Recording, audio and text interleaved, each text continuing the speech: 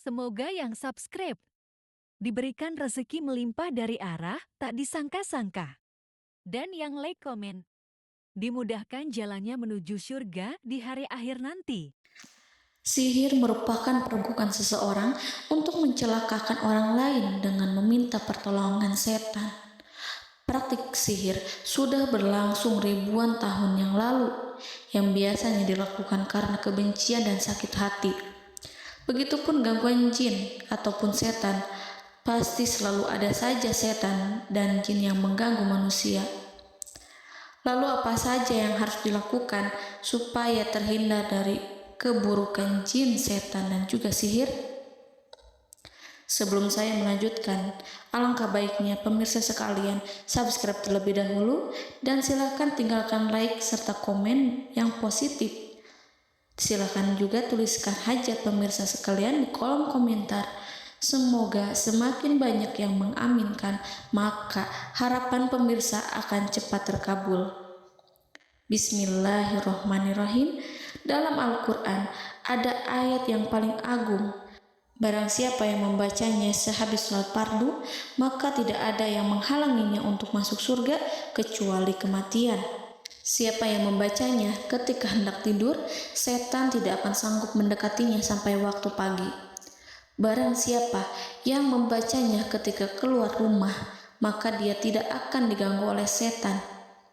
Dan barang siapa yang membacanya 12 kali setiap hari, maka Allah akan memberikan kepadanya rezeki dengan cara yang tidak dia duga, dan menghilangkan rasa iri dari dirinya, serta menghilangkan sihir dari dirinya. Pesan saya, mau tidur, keluar rumah, ketika hendak bepergian, setelah sholat fardu, jangan sekali-kali meninggalkan amalan ini.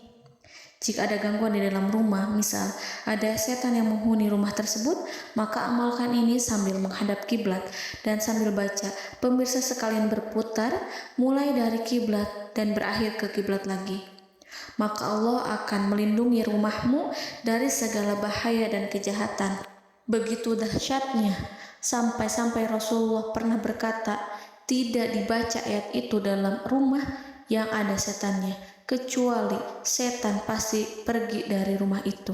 Bahkan ada riwayat yang menyebutkan saat diturunkannya kepada Nabi Muhammad, beribu-ribu malaikat mengiringinya karena kemuliaan dan kebesarannya.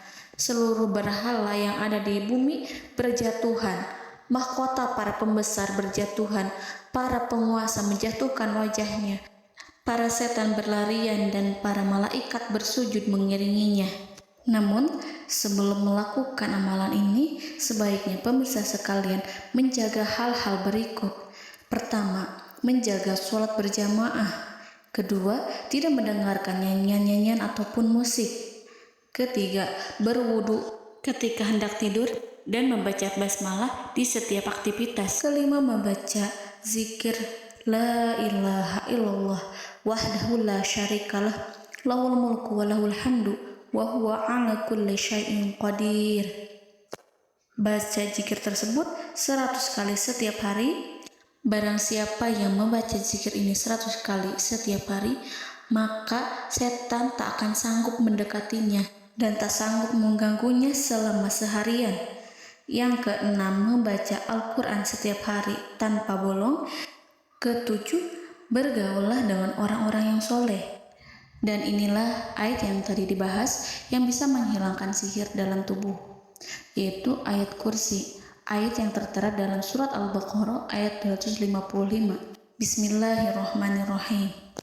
Allahu la ilaha illa huwal hayyul qayyum la ta'khuduhu sinatun wa la naum lahu ma fis samawati wa ma fil ard man zallazi yashfa'u indahu illa biiznih ya'lamu ma baina aydihim wa ma khalfahum wa la yuhituna bi syai'in min 'ilmihi illa bima syaa' wasi'a kursiyyuhu as-samawati wal ard wa ولا يؤوده حفظهما وهو العلي العظيم.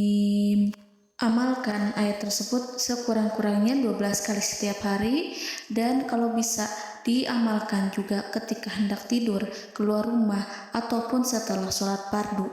Jangan sampai sekali-kali meninggalkan amalan ini.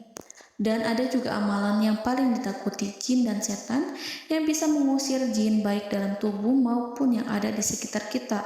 Bahkan saking ampuhnya, malaikat Jibril langsung mengajarkannya kepada Nabi Muhammad SAW.